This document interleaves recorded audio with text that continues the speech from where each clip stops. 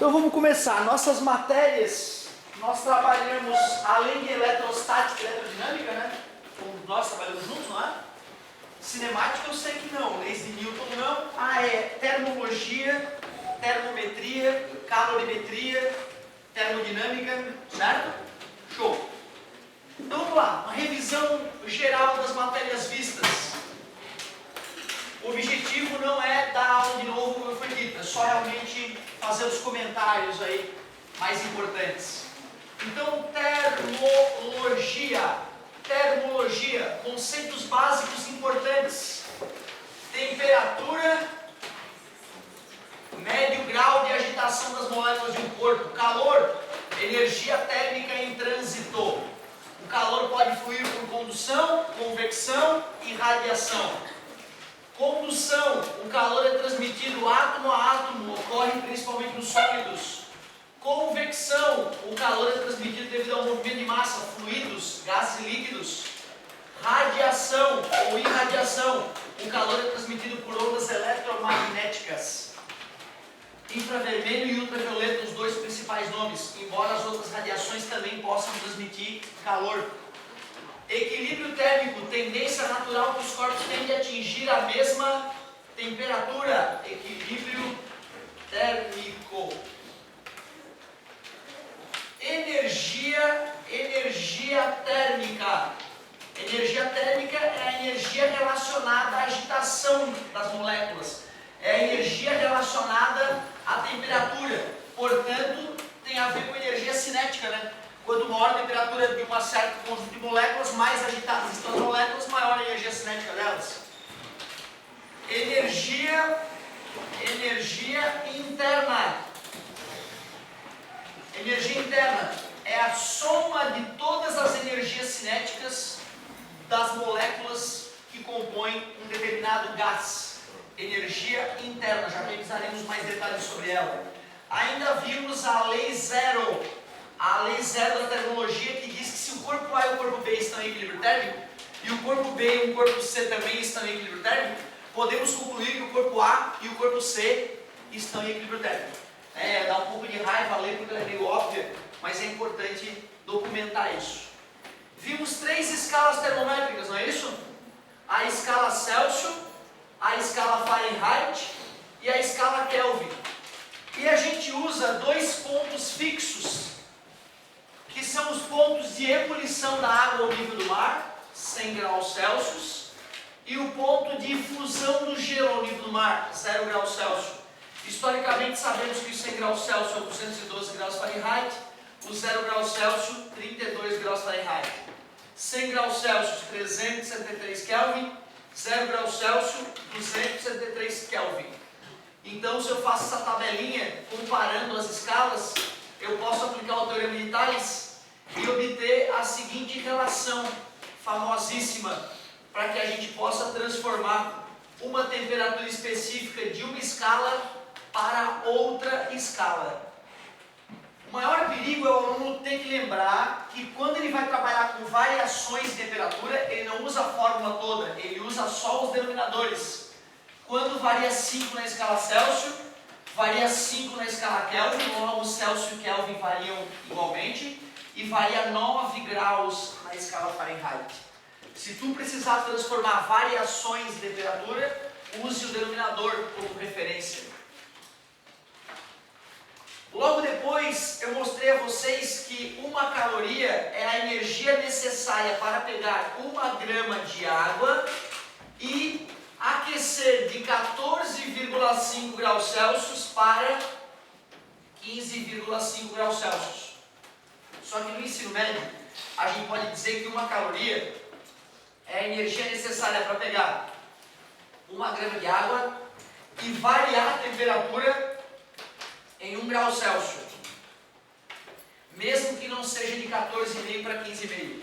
Eu gosto de comentar a verdade, né, para que ao ir para a faculdade ou pegar uma questão mais exigente, né, de vestibular, tu conseguir te safar aí. Então essa é a definição de caloria. Depois da definição de caloria, eu te mostrei 2 grandezas muito importantes. Capacidade térmica e calor específico. Capacidade térmica nada mais é que a relação quantidade de calor recebido, variação de temperatura sofrida. Isso é capacidade térmica, vai ser medida em calorias por grau Celsius. Já calor específico, que é característica de uma substância, de um material, é tu pegar a capacidade térmica de um corpo e dividir pela massa desse corpo. Aí tu vai ter o calor específico do material que compõe esse corpo. O mais comum do que usar essas duas definições aí, é a gente misturar essas duas definições numa só. E aí surge o famoso macete, que a gente usa para calcular a quantidade de calor envolvendo variação de temperatura. Inclusive, aquela quantidade de calor é chamada de quantidade de calor sensível. É o nome completo dele, quantidade de calor sensível. Mas nós vimos que durante as mudanças de estado físico, a temperatura dos corpos se mantém constante, então essa fórmula vira lixo. Por isso a gente teve que definir uma outra grandeza. Calor específico latente, que é a quantidade de calor para variar o estado físico de um certo corpo, dividido pela massa desse corpo. Está dividindo, passou multiplicando, surge o famoso que moleza, que é a fórmula que a gente usa para calcular a quantidade de calor durante as mudanças de estado físico. Esse Q, o nome dele é quantidade de calor latente. Quantidade de calor latente. Já o nome do L é calor específico latente. Específico latente. Comum o vestibular pedir para o aluno transformar um objeto que está no estado sólido em um objeto no estado gasoso. A dica para essa situação: fazer 2 objetos no estado sólido, 2 objetos no estado líquido e 2 objetos no estado gasoso. Aí tu fica fácil de perceber aí que é um que macete, um que moleza, um que macete, um que moleza, um que macete, soma tudo e mata a charada. Calorimetria. Também vimos o tal do diagrama de fases. Diagrama de fases. Tem o diagrama de fases para a maioria das substâncias e tem o diagrama de fases para as substâncias com dilatação anômala, né? Dilatação anômala.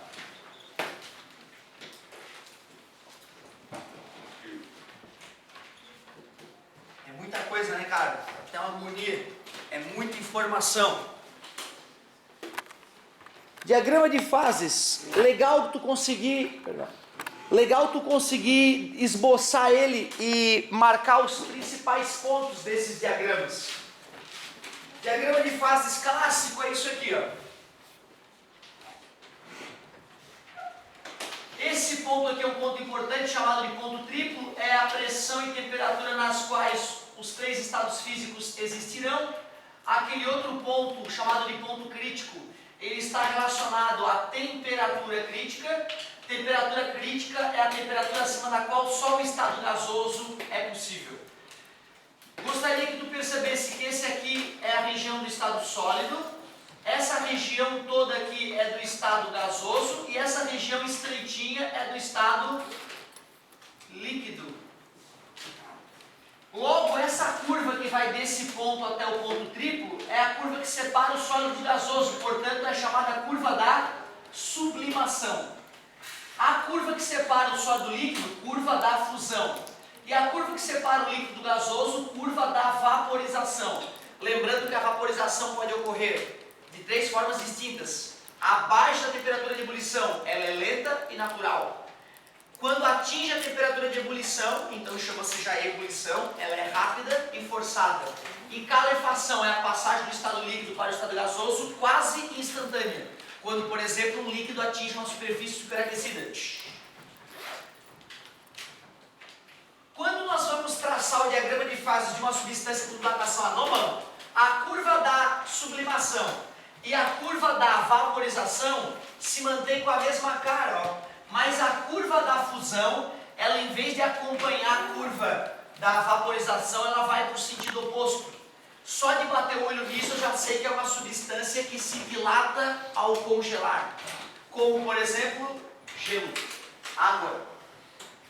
Marcante nesse gráfico é que quando eu estou no estado sólido e aumento a pressão, mesmo sem variar a temperatura, eu posso ir para o estado líquido. Isso não ocorre com a maioria das substâncias, apenas substâncias com dilatação anômala. Tá, professor, o que isso me interessa? Isso é importante de perceber a relação dessa dilatação anômala com a vida na Terra.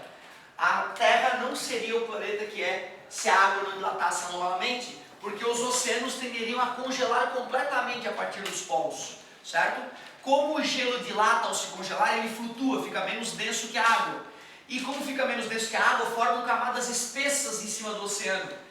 E o gelo, por incrível que pareça, é um bom isolante térmico. Ele é gelado, mas não deixa o calor atravessá-lo. Portanto, essas espessas camadas de gelo que se formam sobre os oceanos nos polos do planeta, protegem o oceano do congelamento. E como nós sabemos, os verdadeiros pulmões do mundo são os oceanos. Não só pulmões, né, como também fonte de alimentos, né, para boa parte da cadeia alimentar do planeta. Show! Já que falamos de dilatação, vamos migrar para a dilatometria. Dilatometria. Os corpos dilatam ao serem aquecidos justamente porque a temperatura mede o grau de agitação das moléculas. Então, quando um átomo começa a ficar mais aquecido, ele começa a vibrar mais e, ao vibrar mais, ocupa mais espaço. Por isso que os corpos dilatam ao serem aquecidos. Nós estudamos 3 tipos de dilatação. Nós vimos a dilatação linear, nós vimos a dilatação superficial e a dilatação volumétrica. Todas as formas de dilatação são muito similares. Se tu quiser saber o quanto o corpo cresceu linearmente, quer calcular a variação linear dele, pegue o comprimento inicial, multiplique pelo coeficiente de dilatação linear e multiplique pela variação de temperatura. Esta é a forma da dilatação linear. Dilatação superficial, o ΔS, que é a variação da superfície, é igual a superfície inicial vezes coeficiente de dilatação superficial vezes variação de temperatura. Alfabeto, as 2 primeiras letras do alfabeto grego, para não esquecer. Variação de volume é o volume inicial, gama, que é o coeficiente de dilatação volumétrico, vezes a variação de temperatura.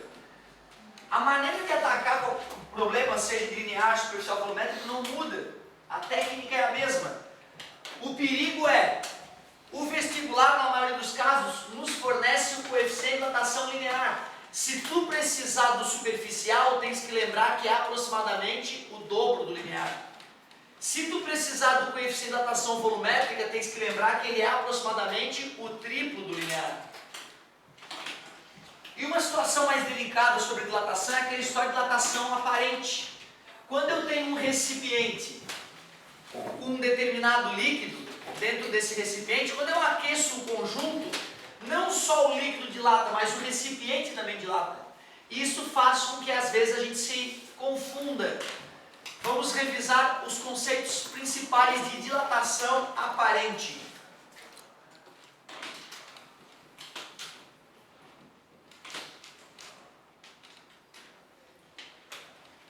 Dilatação aparente. Se eu quiser calcular quanto variou o volume aparente de um líquido, por exemplo, dentro do recipiente, eu posso calcular a dilatação verdadeira do líquido e subtrair a dilatação que o recipiente sofreu. Essa é a ideia principal da dilatação aparente. Saber que a variação de dilatação aparente, a variação de volume aparente, é a variação verdadeira do líquido menos a variação do recipiente. Uma outra forma de atacar problemas de dilatação aparente é primeiro calcular o coeficiente de dilatação aparente, que é pegar o coeficiente de dilatação verdadeiro do líquido e subtrair o coeficiente de dilatação do recipiente. Se tu faz essa conta primeiro, aí tu pode depois calcular a dilatação usando o coeficiente de dilatação aparente. Assim tu obtém a mesma resposta do que se tu tivesse usado a equação anterior. Por que dilatação é tão importante em nossas vidas? No dia a dia das pessoas comuns não é tão fundamental. No dia a dia deles, considerando que tu não está preocupado se o azulejo da tua casa vai soltar ou não, se o avião vai cair ou não. Digo no dia a dia convencional, de uma pessoa comum.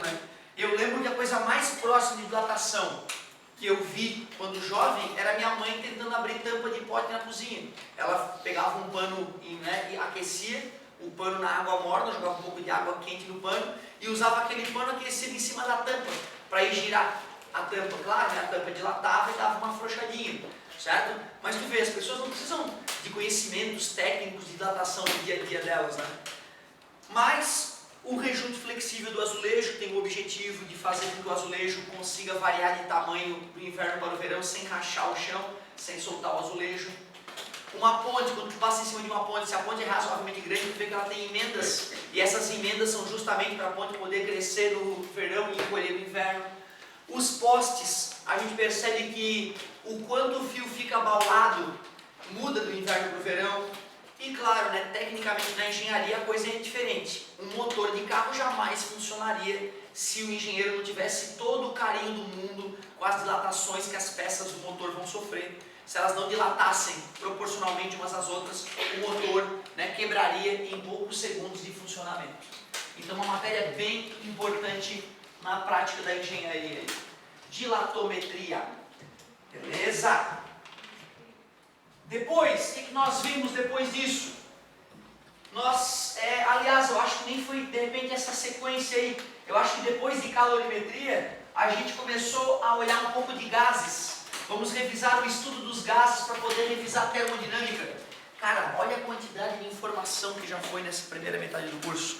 Isso que a gente só está revisando basicamente uma das nossas frentes. Vamos agora para gases. Vamos revisar o estudo dos gases e emendar a termodinâmica. Gás. Gás é um estado físico da matéria, um estado físico da matéria bem particular, bem especial. Para que eu compreenda o estado de um gás, eu preciso conhecer 3 características: pressão, volume e temperatura. Esses são as variáveis do estado de um gás: pressão, volume e temperatura. Dessas 3 variáveis do estado de um gás, tu tem que tomar mais cuidado com a temperatura, porque tu só pode medir Kelvin, só em Kelvin. As outras escalas não me servem para trabalhar com gás. Então vamos lá.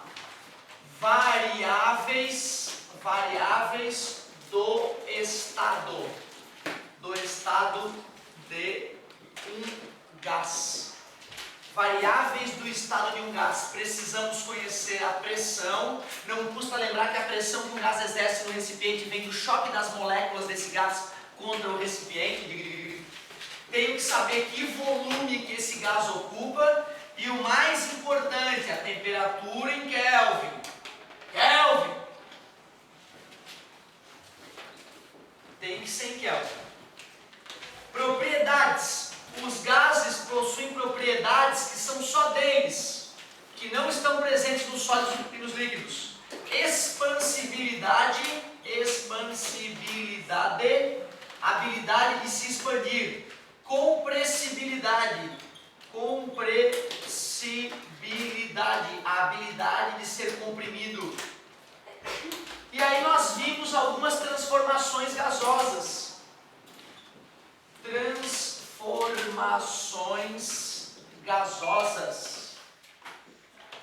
As transformações gasosas estudadas foram isocórica. O que é isocórica mesmo?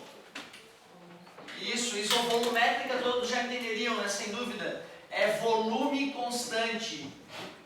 Quando nós estudamos a transformação isocórica, nós analisamos graficamente a transformação, fazendo um gráfico da pressão versus temperatura em Kelvin. Nós vimos que dobrando a temperatura, dobrava a pressão. Triplicando a temperatura, triplicava a pressão. Por isso que o gráfico ficava uma reta crescente.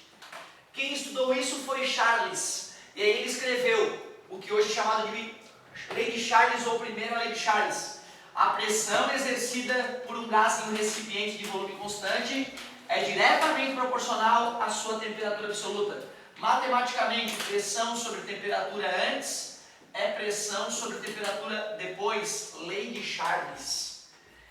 Depois nós vimos a transformação isobárica. Isobárica, o que é isobárica? Obrigado, pressão constante. Como a pressão é constante, eu vou fazer o gráfico do volume versus temperatura em Kelvin. E aí, o Charles e o Gay-Lussac é que fizeram esse estudo juntos. Eles perceberam que dobrando a temperatura, dobrava o volume, triplicava a temperatura, triplicava o volume. Então a lei de Charles e Gay-Lussac diz que um gás ideal que tenha pressão constante ocupa um volume que é diretamente proporcional à sua temperatura em Kelvin. Por isso que o gráfico, mais uma vez, é uma reta crescente, passando pelo ponto 00, já que a temperatura é Kelvin. Matematicamente nós temos volume sobre temperatura antes da transformação é volume sobre a temperatura depois da transformação. Depois nós vimos a transformação isotérmica. Transformação isotérmica, como o próprio nome sugere, é a transformação onde a temperatura é constante. Se a temperatura é constante, não adianta fazer um gráfico da temperatura. Eu vou fazer o gráfico da pressão versus volume. E é a primeira vez que o gráfico fica estranho, né? Fica a famosa hipérbole equilátera, o gráfico. Na física a gente chama esse gráfico de isoterma. Lei de Boyle e Mariotte. Lei de Boyle e Mariotte é que traduz o que é uma transformação isotérmica. Quando um gás ideal está com a temperatura constante, a pressão exercida pelo gás no recipiente que o contém é inversamente proporcional ao volume ocupado por esse gás. Matematicamente poderíamos escrever que pressão 1 vezes volume 1 é igual a pressão 2 vezes volume 2.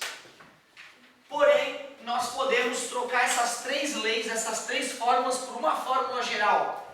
Inclusive é chamada de equação geral dos gases perfeitos. Equação geral dos gases perfeitos, que popularmente a gente chama de Pivot-Poisson.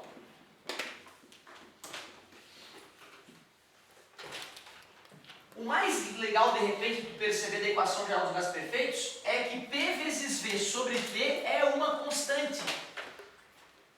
P vezes V sobre T é uma constante. Já que é uma constante, tu pode fazer P vezes V sobre T antes é igual a P vezes V sobre T depois. Pode executar mais uma transformação e fazer que é igual a P vezes V sobre T de novo. E assim por diante.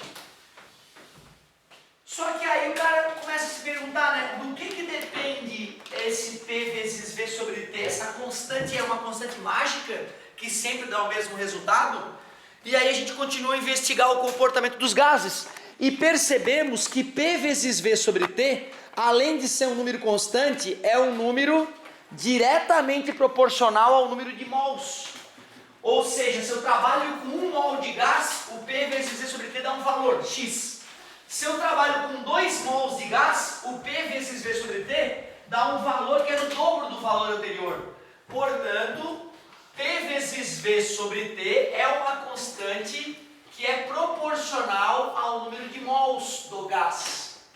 Se P vezes V sobre T é proporcional ao número de mols, isso significa dizer que P vezes V sobre T dividido pelo número de mols dá uma constante, mas aí não é uma constante qualquer, é uma constante que é sempre igual para qualquer gás. Constante universal dos gases perfeitos. Dos gases perfeitos. Se nós fôssemos fazer essa divisão em fração, né, ficaria a primeira vezes o inverso da segunda. Vamos chamar essa constante de R. Vou pegar o T e o N que estão dividindo, vou passar multiplicando. T vezes V igual a N RT, equação de Clapeyron.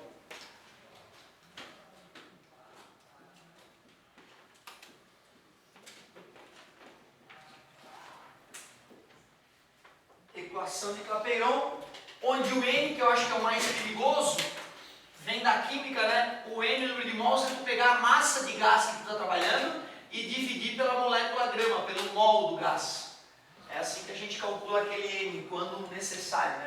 Raro, em questões de física, a gente calcular aquele N, mas não impossível.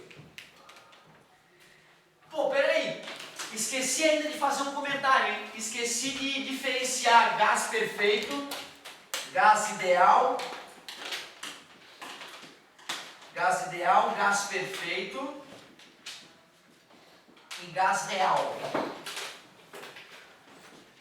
Gás ideal, como o nome diz, ele é idealizado, ele não existe. É a maneira como os cientistas imaginaram o gás para explicar por que ele funciona do jeito que funciona. Gás real é um gás que existe, qualquer gás que existe, inclusive esse que tu respira. Gás perfeito é o gás real que está a alta temperatura e baixa pressão para se comportar que nem o gás ideal. Gás perfeito é um gás real que está a alta temperatura e baixa pressão. Assim eu fujo do comportamento líquido. E agora que nós sabemos um pouco sobre os gases, podemos usar um pouco desses conhecimentos para fazer o gás trabalhar para a gente. Já começamos então a revisão de termodinâmica. Não dá para acreditar, né, cara, que foi tudo isso, né? E nem começamos a eletricidade ainda. Cara, olha que tarefa foda que tu tem esse ano, né? E só da física, imagina das outras matérias. Ou tá, tem que ser muito guerreiro, tem que estudar mesmo um pouquinho todo dia, senão não tem como absorver tudo isso. Termodinâmica. Termodinâmica estuda como fazer um gás trabalhar para a gente. Se a gente aprisiona um gás num cilindro com êmbolo móvel, se a gente joga uma certa quantidade de calor para esse gás, o que vai acontecer com as moléculas? Vão ficar mais agitadas, vão bater com força no êmbolo, erguendo o êmbolo, e ao erguer o êmbolo eu estou realizando trabalho. Mas é possível converter todo o calor em trabalho? Infelizmente não.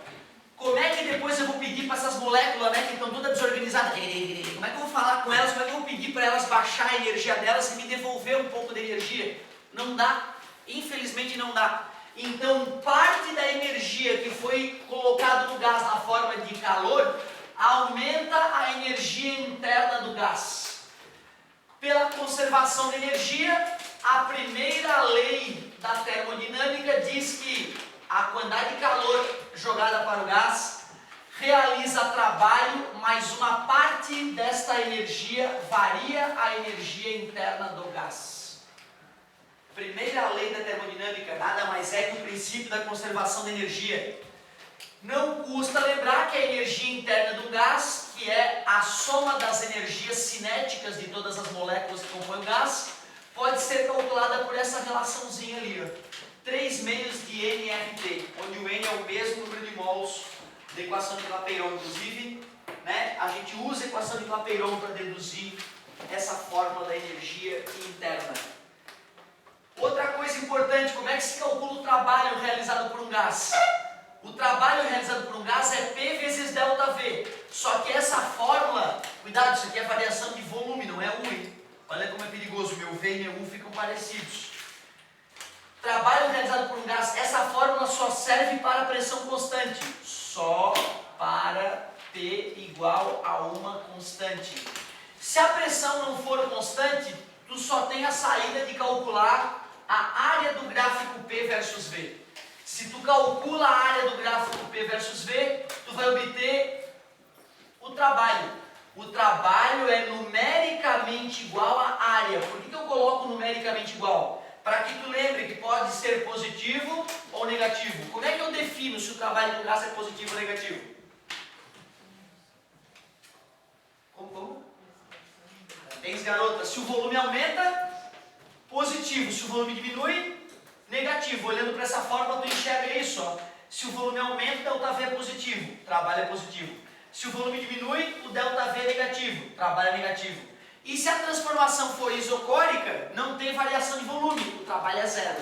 Um gás não realiza nem sofre trabalho quando não muda de volume. Beleza?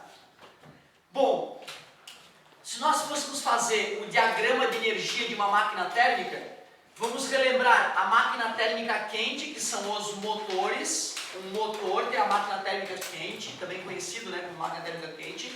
E tem os refrigeradores, que são chamadas de máquinas térmicas frias. Refrigerador. Ambas as máquinas, seja máquina térmica quente ou máquina térmica fria, trabalham entre uma fonte fria e uma fonte quente. Não importa qual máquina é, trabalha entre a fonte fria e a fonte quente. O fluxo de energia em um motor é o seguinte: eu pego o calor da fonte quente, aqueço um gás que compõe o motor e faço esse gás se expandir realizando trabalho, mas como foi dito, eu não consigo converter todo o calor em trabalho. A parte que não foi convertida, eu vou ter que jogar fora para a fonte fria. Pela lei da conservação de energia, o trabalho realizado pelo motor é a energia recebida menos a energia desperdiçada, jogada fora. Já o refrigerador, o objetivo dele é esfriar a fonte fria. E para que eu consiga retirar calor da fonte fria, eu vou ter que espremer um gás que faz parte do refrigerador, geralmente utilizando um compressor elétrico. Eu realizo o trabalho num gás para que com isso eu consiga retirar calor da fonte fria e arremessar esse calor para a fonte quente. Como eu só inverti o sinal do fluxo de energético, esta equação continua valendo, mesmo para refrigeradores. Só que as máquinas térmicas originais, aquelas construídas lá por volta de 1750, principalmente o James Watt, que foi o primeiro, né, a vender máquinas a vapor, eram máquinas que consumiam muito combustível. E o combustível era a lenha ou carvão, o mesmo combustível que a dona de casa usava para cozinhar nessa época lá em toda a Inglaterra. Ou seja, as máquinas térmicas começaram a competir com as famílias para poder se alimentar. E os industriais começaram a reclamar do preço que eles tinham que pagar pelo combustível, pela lenha, pelo carvão. Logo, os projetistas das máquinas térmicas se viram obrigados a melhorar o rendimento das máquinas, deixar as máquinas mais econômicas. Então é importante a gente saber como é que se calcula o rendimento de uma máquina térmica. Eu gosto que meu aluno lembre da ideia financeira, né? Lucro sobre investimento, que vai te ajudar na tua vida futura aí. Rendimento. O rendimento de uma máquina térmica é bem essa ideia: lucro, investimento. É intuitivo olhar para o motor e ver que o lucro que eu espero dele é que ele realize trabalho para mim. E o investimento que eu fiz nele para ele realizar esse trabalho é a quantidade de calor da fonte quente. Essa é a fórmula clássica do rendimento das máquinas térmicas. Se eu substituir a fórmula lá W igual a Q menos QF nesse W e der uma ajeitadinha na fórmula, fica uma outra fórmula também clássica. Outra maneira de calcular rendimento. 1 menos QF sobre Q. As duas fazem o mesmo serviço, então eu acho mais prático usar a fórmula original. Quando nós vamos trabalhar com máquina térmica fria, melhor do que calcular o rendimento para saber o quanto a máquina está sendo eficiente, é a gente calcular uma grandeza chamada coeficiente de performance. Esse coeficiente de performance continua com a ideia lucro sobre investimento. Só que o lucro esperado de uma máquina térmica fria é que ela esfrie a fonte fria. E o investimento que eu fiz nela para ela poder esfriar a fonte fria é trabalho. Esse é o coeficiente de performance. Cuidado, o coeficiente de performance pode ser maior que 1. Pode, não estou dizendo que vai, pode ser maior que 1. Por isso, não usar porcentagem.